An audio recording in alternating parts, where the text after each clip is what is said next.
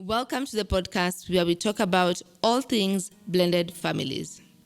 I share my personal journey, again I repeat, my personal journey from a stepmom's perspective. It is also a time for reflections and new realizations. Join me as I try to unpack the last 16 years of my life. This is my story, and in case of any exaggeration or dramatization, trust me, it's purely coincidental. To Mike and my family, and also my extended family, sorry, not sorry. Welcome to podcast number 10. I can't believe I'm here, but I'm so proud of myself, if I'm allowed to say that. I'm proud of myself because I've been really vulnerable in this podcast, something that I'm not used to, but it's important for us to share our emotions, our experiences, and we can only do that when we are vulnerable. And vulnerability is something that is so hard for many people, I myself, but it is a sign of true connections. You know, we cannot only talk about the good things, positive emotions, and not talk about the negatives. We can't also not reflect on things that we have done, things that we wish we would have done differently, or things that we are still working on, and learning. So for me, this podcast has been a challenge to be vulnerable. I'm getting more comfortable with it. And I hope I've encouraged someone somewhere who wants to start a podcast or who wants to have conversation where they need to be vulnerable to just start. With vulnerability, you don't dictate the outcome. I hope this podcast has been very helpful for a stepmom, a stepdad in blended families. I cannot wait for season 2 where I'll be inviting guests. But for this season, I just wanted to share a bit of history on my blended family journey. I wanted to show you the author of a book called Being Vulnerable and Vulnerability is Important. She's called Brené Brown. Brené Brown is an author who I read first book I read from her is called The Power of Being Vulnerable and The Power of Vulnerability. As you can see, I have many books of her, Dare to Lead, which talks about having tough conversations. We have another one, Rising Strong. If you're brave enough, often enough, we will fall, and we also have a chance to get up. The Gifts of Imperfection, I really like this one. We are not perfect beings, and it's important to realize that even through our imperfections, we do learn, and it helps us to extend grace not only to ourselves but other people. And this is her latest, The Atlas of the Heart. So these are some of the books. I will share them closely with you at the end of this podcast. But she's one of those authors who really encouraged me, even on her TED Talks, to be vulnerable. So I hope as I continue to do the podcast, I'll be more vulnerable and we can learn from each other and learn from our experiences. So today's topic is going to be an easy one. Okay, not an easy one, maybe easy because I've done this for a while. Today's topic is going to be a few things I should have known before being a stepmom. I think I've done it for the last 15, 16 years. Yeah, I'm quite old, One of my team members said 18. I said, no. So it's a few years of being a stepmom. Some of the things that I wish I knew. So that's what I'm talking about today. So number one would have been that when you come into a blended family, you become a stepmom, you're not replacing anyone. You're not coming there to replace the bio mom. I always keep repeating this. You're not coming to replace anyone. You're coming to play a role of supporting your partner. And sometimes you're the leading lady. Sometimes you're the one who sits back and watches. And sometimes you're the one who is left to pick up the pieces. So that is something that is very important when you come into a blended family. You're not replacing anyone, you're just coming to support, and you're coming to play the role of a mother to your children. And the role there is a stepmother and also the partner to their dad. Number two, when you come into the scenario, remember that the children are scared, they're confused. So I would suggest if you would come and come slowly, don't come with too much force. Be patient, extend grace, choose your battle. Some of the things you can ignore. You don't have to deal with every little thing because don't forget, again, I always say, Children are scared, it's confusing. There's so much talk, so many people are on their ears, relatives are their own bio mom or maybe their own bio dad, depending if it's a stepdad. So come slowly, extend grace, and ignore some things. Don't take things personally. It's no one attacking you personally as yourself, because they actually don't even know who you are. So don't take things personally. I know it's easier said than done, but in this situation, you have to try and be the bigger person. As time goes by, definitely you get to find balance. They get to understand who you are. They get to understand your personality and your values. Think about meeting a stranger on the road. That's what I always say when it comes to a role of being a stepmom. You're meeting a stranger, and so you have to learn each other and know each other slowly every day. Number 3, it is important to understand the divorce decree and the court's guidelines in terms of sharing time with the children, in terms of what the mother and the father should do. It is very important. Don't enter there and you don't know, because sometimes you cross the boundaries, and the courts have agreed, and they've agreed on things that are best for the children. They've agreed on solutions that are best for the children, because every divorce scenario is different. Thirdly, I would advise for any woman who's coming to be a stepmom, remember that the love that your husband has for your children is different from the love that he has for you. You cannot come into someone's life, a man or a woman who has children, and then you want to compare. You want to say, you know what, I know I will not always be fast. It's very different. How you love your children is not the same way you love your partner. So have that very clear from day one. And when we are going through divorce and here are children who are very confused and very hurt, it's sometimes okay for you to take the back seat. You're the big girl. At the end of the day, I used to say, I'm the big girl. I'm a big girl in a big world. I tell Mike, let's focus on the kids for now. And it doesn't mean that we will never come to focus on our relationship. Definitely, we have to find time in between. But at the moment when we are starting, we have to focus on the children more so that we can be able to stabilize the relationship. Our relationship will not be strong enough if, for example, the children are not comfortable. There was no way Mike is going to be happy and have a good relationship with me, and the children are suffering or they're unhappy. So don't have this tug of war that, I'm not fast, and then you start getting resentful. You're getting resentful at what? Because your partner loves you. It's just that right now, watoto wanakuja fast because kuna confusion. And who brought the confusion? The adults. So no comparison. I understand if the resentment comes. I always suggest speak to your partner. There is nothing that cannot be broken down. There's nothing so hard that conversations cannot solve. So talk to your partner about it. Also be clear about your boundaries. What I mean is this. For example, in my situation when I was a stepmom and was living with Mike, we have boundaries such that his ex is not going to come into my house if they drop the children. I will also not get into their house if I'm dropping the children. So we had a place where let's call it a place. It's not a place.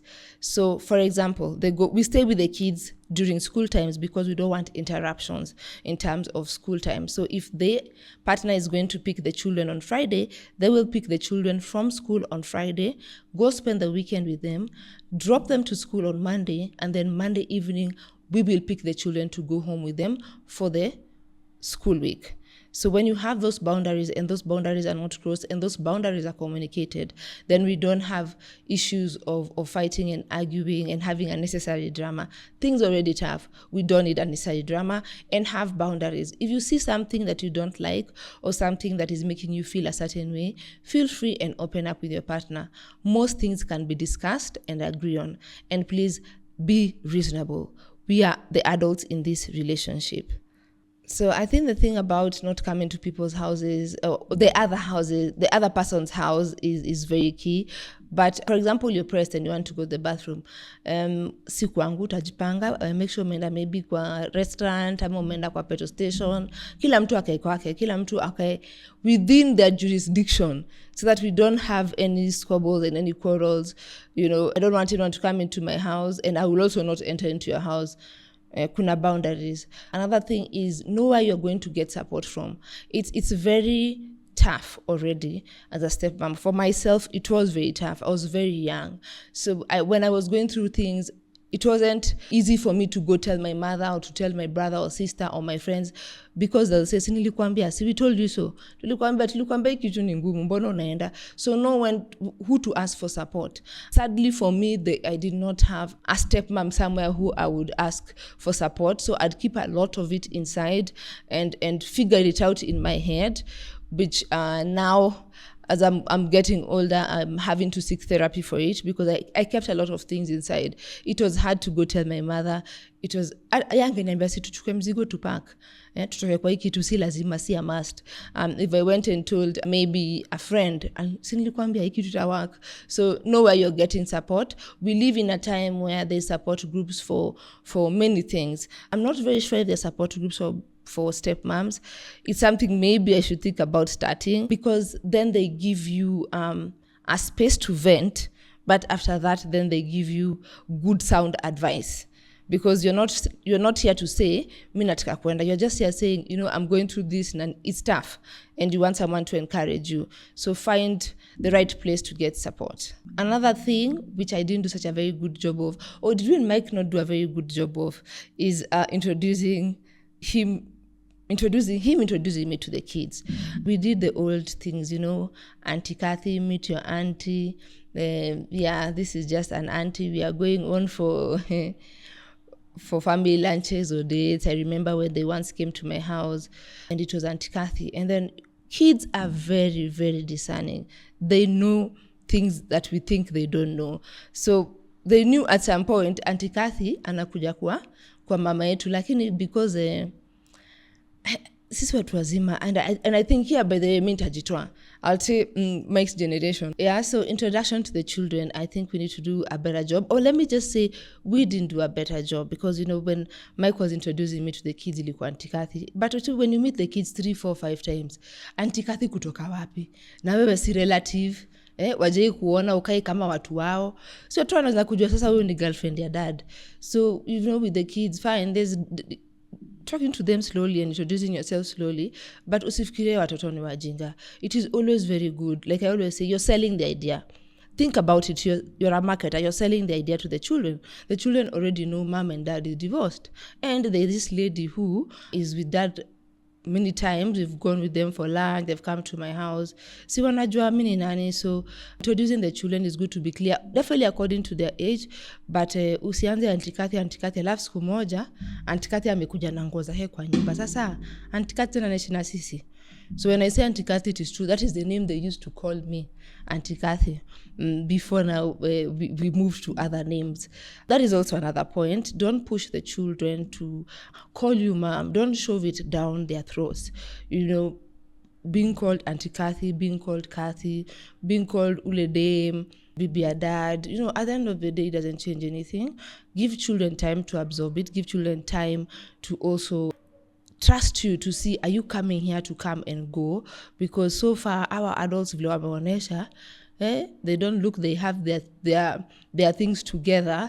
So don't force that down your throat. It took them a while. It really took them a while to call me mom, such that the day they call me mom, people usually think, was there a day, can you remember? No. Imagine it was just a random day. I can't even remember where it was, if it was at home or where, and they just called me mom. And it wasn't a big deal. I had promised myself, and I really talked to Mike, fine, you start the children, you explain to them that this is my wife, this is my choice, but don't then force them again to call you mom on day one. Because remember, they're also suffering from guilt that every time they call you mom, they're disappointing their mother, even though it is not that way. So don't force names. I remember sometimes when dad is there, Auntie Kathy, when the dad is not there, ata wana waku address you anan, you're an non-factor, and it is okay, because these children are taking time to understand you. So don't force that mom thing down their throats. It will take time, so be patient. And even though it never happens, it's still okay. Even stepmother is still a name. Na si hata wewe ni stepmother si ni ukweli. So extend grace to the children. Another thing which is usually a taboo to talk about when it comes to blended families, or many families, African families, they don't talk about money. It is very important to talk about money. You're coming into the picture. Definitely, for me, I came into a picture where there were already kids. Kuliko already na budget. Unajua, si ati unaenda date pali unataka, unapelekwa Mombasa, sijui, siku hizi watu, Dubai, such things. Reality is you met this man, he has 4 children, we live on a budget. Talk about money. These children are already in school. We have to pay housing, definitely, because the partner, it was easier, she got the house, so we got a new house. We're talking about school fees, we're talking about rent, we're talking about sometimes the children need help, tuition, we're talking about budgeting in the house, food, you're getting even new furniture, because for me, I started with our own furniture. I didn't take anyone's furniture. It was a new start, and I also don't think it's fair to take another woman's furniture, to be honest. Mununue yenyu hata kama mtanua pole pole. So talk about money, talk about the big elephant in the room, discuss, be realistic. Don't put unnecessary pressure on this man. You know, you want a big wedding, you want big things, not because it's bad to want those things, but let's be realistic. Haiwezekani kwa sababu tuko na watoto. It's not like we are single, and so we can have random trips, and we do whatever we want. We live on a budget. And over time, as God has blessed us, we've been able to do these things. I've been able to travel. We've been able to go on those dates. Okay, honeymoon bado, lakini at least we've been able to do those things now. So talk about money. A budget is important. I always insist the changes are too much for the children. If you can try and keep some of the things constant. For example, for us, we made sure that, and I was very passionate about it, we are not going to change their schools. And we are not going to change. Number 1 was their school. Number 2 was the support they were getting from tuition teachers if they needed to, because not every child is the same. You're changing houses. You're changing nannies. You're changing drivers. There's a lot you're changing. So if you can keep some things constant so that it brings some stabilization for the children, it's important. So talk about money. Money is a big one. I also think it's important to keep your partner accountable. There's no way you're going to meet a man with children, whether you live with the children or not, and he doesn't do his part. He has to do his part. If the court said he has to do school fees, medical. When they're with us, we do food. When they're with us, we do everything. If they go to their bio parent, when they're there those few days, the bio parent will do food and maybe whatever activities. But the big ones like school fees, medical, let the man do it if he can. At the end of the day, it is his responsibility. And if he can't do it for his own children, do you think he'll do it for you when you have your own child? So I think those are some of the things that I find people do them, stepdads or stepmoms, that is not being wise. When it comes to the ex could be a man, a woman, depending if you're a stepdad or you're a stepmom. I always say, let the person who brought the ex to the picture deal with them. Avoid unnecessary drama with the ex. Avoid exchanging dramatic messages. If you're not co-parenting, if in the first few years, by the way, it's very hard to co-parent. There's a lot of emotion, so avoid it. Avoid, if you can avoid dealing with the ex, let him deal with this person. Avoid going to court appearances. Unaenda kufanya nini? What are you doing in court? Is the issue you? Let them go to court, the ones who are disagreeing. Why are you going there for court appearances? At you're supporting your partner. Wakikuwa married alikuwa peke yake. So avoid such things. Things that are going to bring unnecessary friction. I always say, mambo ni magumu, things are thick. Leave alone even a blended family, in just a normal family. So don't go to court, don't go for court appearances, don't go to start dealing with the ex.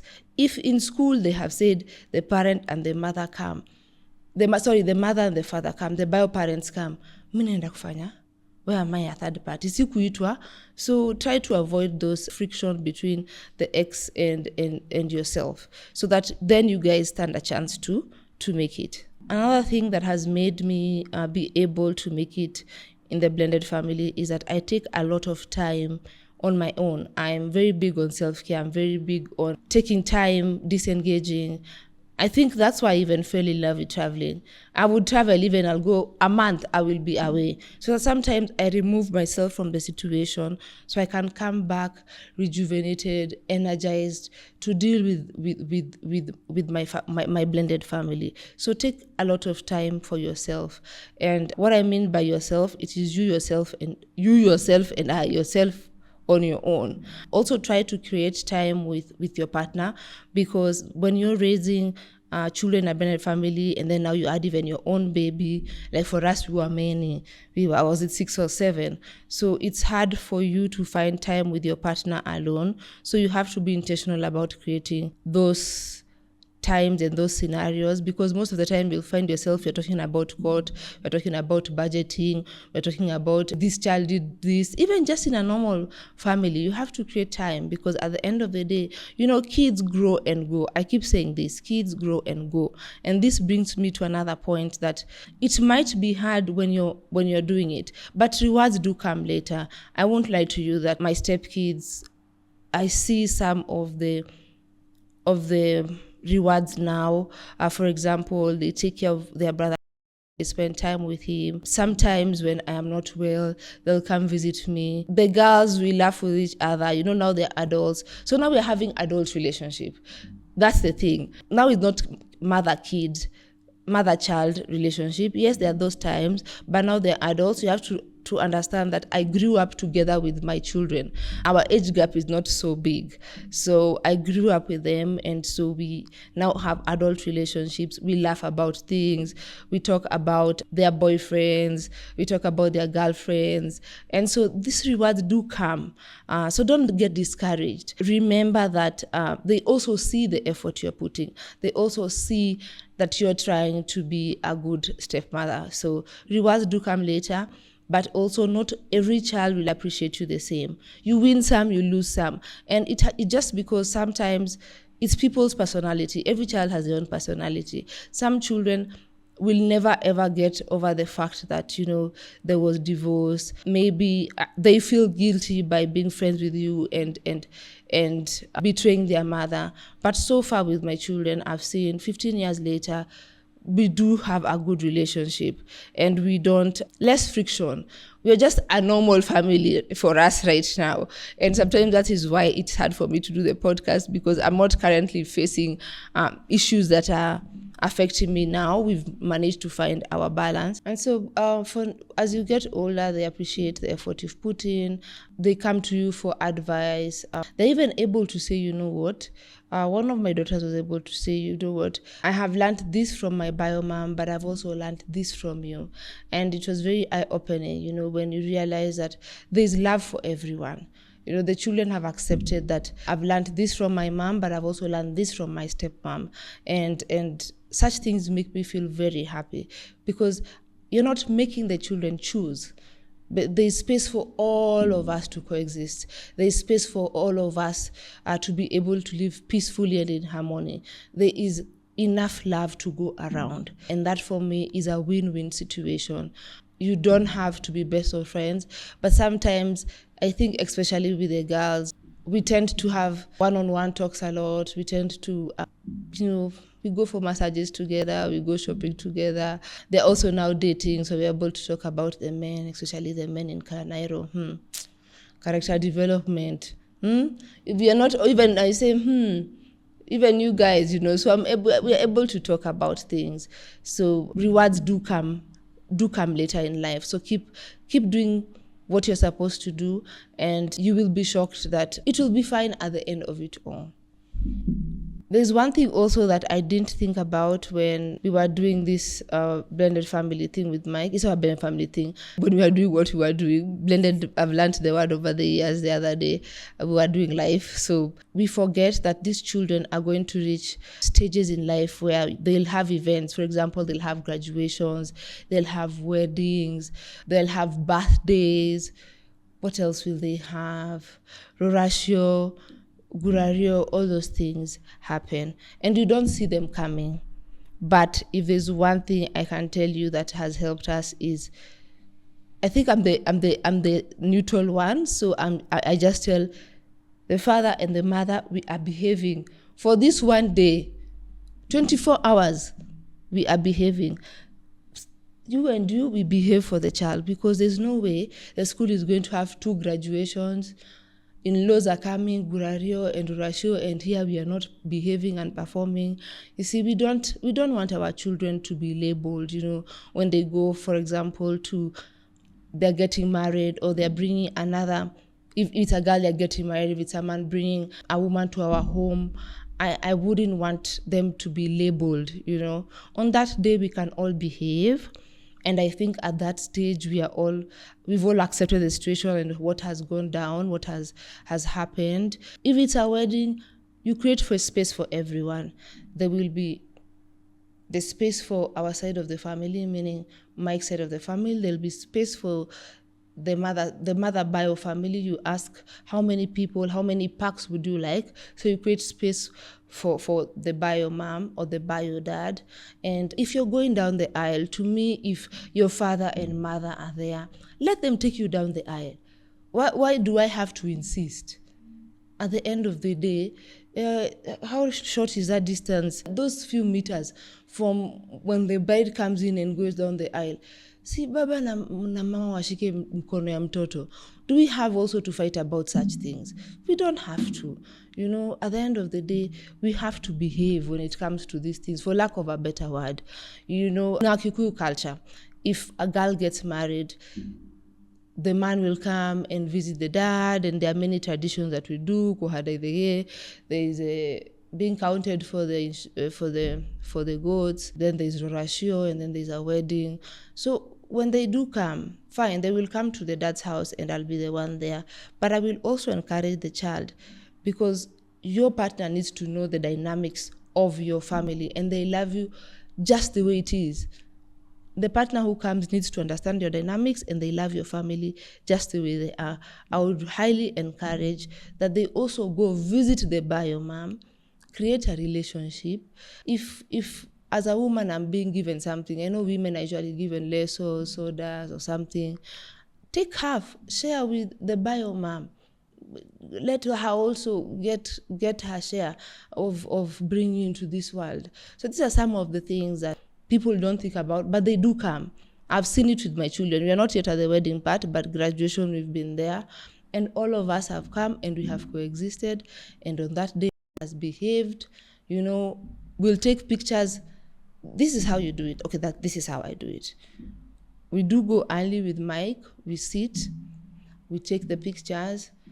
When my photographer finished taking the pictures with me and Mike, then I will leave the photographer to take the picture with the bio mom and the children.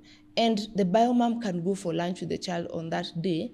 And for us, because we have the children longer, we can pick another day to go for lunch. You get what I mean? So we have to coexist. Don't make life difficult for these children, even in their adulthood, because you want your children to have an easier life for themselves and their partner. Last but not least, when you do come into a blended family, remember that relatives do pick sides. Relatives sometimes will pick sides with maybe the ex-wife, or for my case, would be the ex-wife. So people do pick sides, and you have to understand that. Don't take it personally. And people always will take you with a pinch of salt. Think about it. You've come into this scenario. They do not know you. They've never seen you before. They don't know if you're coming to bring more discomfort or more issues than they're already there. They don't know who you are, your values, your personality. So everyone is just there waiting to see, okay, is she for real? Is she coming really to bring joy? So when you come in, don't expect love to be thrown, people to accept you, because they don't know you. You think about it if it were you. If, for example, I was the one who got divorced and I'm meeting a man and we're starting a life together, also the people around me will wonder, okay, is this man coming to stay? Are they coming to bring positivity? Are they going to come to bring love? So it will take time. It will take years before people understand who you are. Test of time, actions. repeated actions, then eventually they will realize, oh, she's actually a good human being. Oh, since she's come, she's brought unity, the children are happy, she's brought peace. But don't forget, there are others who their loyalty will never lie with you. And so you have to make peace with that. Yeah, I think those are the things that I would have wanted to be aware of or know when I was becoming a stepmom. Like I always say, I never imagined, I didn't grow up wanting to be a stepmom. I didn't even grow up wanting to be a mom. I wasn't those people who really thought about marriage and being a mother.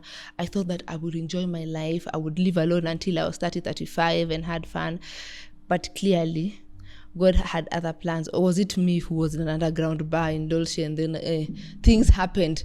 I met Mike. But yeah, so those are some of the things. If there's someone else there, a stepdad, a stepmom who's joining a family and they're going to a blended family setup, I think these are important things to think about.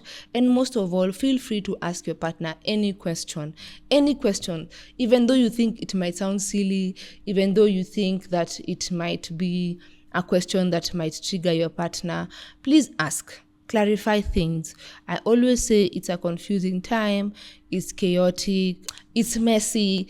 That's one thing people have to try. And I think even us in our African culture nowadays, we are learning that, relationships sometimes don't work. And so we are not as messy as we used to be before. It's not a taboo anymore. We can make it as seamless as possible so that it creates less hurt, it creates less confusion. And also always think about the children, innocent children who are caught in between these things. And as they grow older, children also understand that sometimes relationships don't work and there is no blame. No one is blaming the other. It is just that we all deserve a second chance. We all deserve to be happy. And I will leave you with the ones that children grow and go. So remember that focus on your relationship with your partner and don't over focus on the issues, and love will flow. You'll have a happy home. If I might say so myself, I do enjoy my blended family. I do enjoy the mix. Someone calls it chaos, but for me, it's a beautiful chaos. All my children bring different things to the table. I think I've really opened up my mind and I'm woke, for lack of a better word, because I agree to grow with my children. I agree to grow with them in terms of they have different personalities, they bring different things to the table. And yeah, we are fully blended right now. The only thing now I'm waiting for is weddings. Pray for me because I'm ready for a wedding. It's about time. So there's pressure there, children. Yeah, but we've managed to navigate. Lastly, always something I forgot to mention, seek the help of a therapist. Therapists do help. And I remember there was a time in the beginning that we used to have a lot of therapy. There was therapy of the kids individually alone.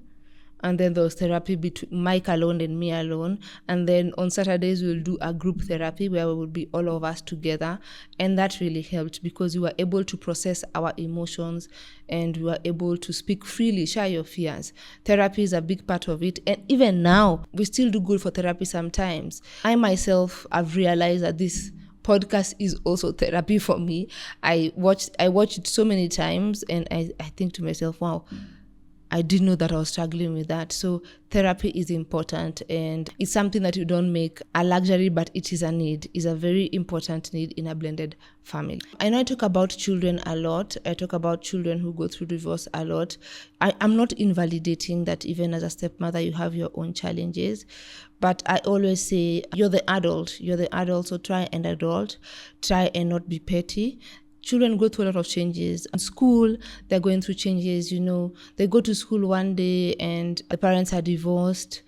Someone can say something nasty, especially when children are teenagers. They don't even themselves know how to explain it to their friends, There's a new lady who's coming to school and saying it's your stepmom. We also have teachers in school sometimes who are not also very kind. They're gossiping about, such kind of cases.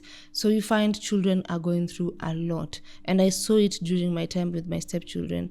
And as I continued to investigate, then I realized, oh my God, this is what they're facing and they're challenging, that they're facing and their challenges are, and trying to put yourself in their shoes to empathize with them.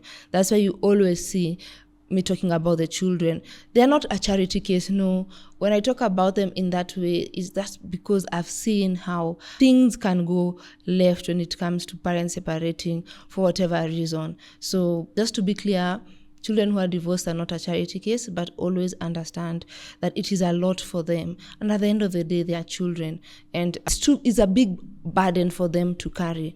And they would love just to have their mom and dad agree, already life is hard, they are going through hormonal changes, they are going through teenagehood. Sometimes, even divorce might lead to having to tone down their life, depending on which parent goes with what, depending on how the divorce heads.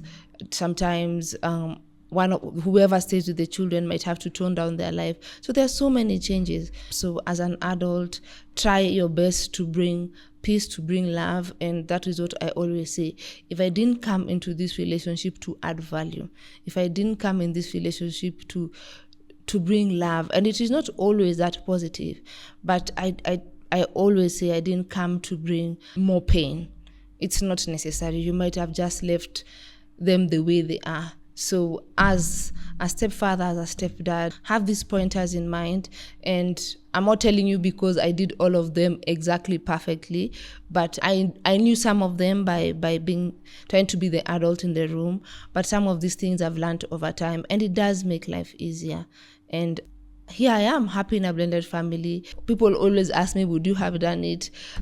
Now at my age, thinking about all the challenges, maybe not. But also Mike being my partner has really helped, and has a big family and has many people to give him advice. You'll be shocked that always has, for example, he'll have challenges in school and he'll call all his siblings to give him advice. It's so cute. The other day he sent a message to the family group and said, thank you guys, because you all give me positive feedback. Whenever he has issues, he goes to them. So we are happily blended, and it is possible and it can be done. The narrative of an evil stepmom came from somewhere. I think most people that I've talked to when it comes to their stepmothers have negative experiences, but I've also had many, many people who have positive relationships with their stepmother. So when you come in and you find people that are a bit skeptical, it's because of the evil stepmom narrative. So don't take it to heart. You yourself, that you're not going to be an evil stepmom, but this is where time will tell. Be yourself. Your actions will tell. So don't panic, change the narrative, and you can change the narrative. I think even many people who send me messages or DM me or email me actually really want to be good stepmothers to their children. They really do. We live in times where separation, divorce does happen. You don't have to suffer if the relationship is not working. So extend grace when you hear the evil stepmom narrative. It's been there for a reason, and you can change it. I believe you can ask anyone. I think I'm not an evil stepmom. And on that note, I hope today has been an insightful episode. I have 2 episodes to go to finish a season. I'm so proud of myself. I feel like I can produce a series now, a film. Thank you for being on the other side, listening to me, commenting and sharing. I really appreciate it. And I hope there's going to be an even better season 2. Make sure you like, share, and subscribe.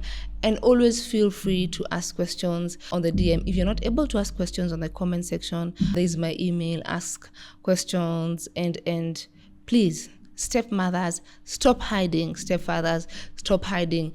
Embrace it. Ask questions. Offer support. Offer a listening ear to one another. We need to remove the stigma around it. Bye, guys. Until episode 11.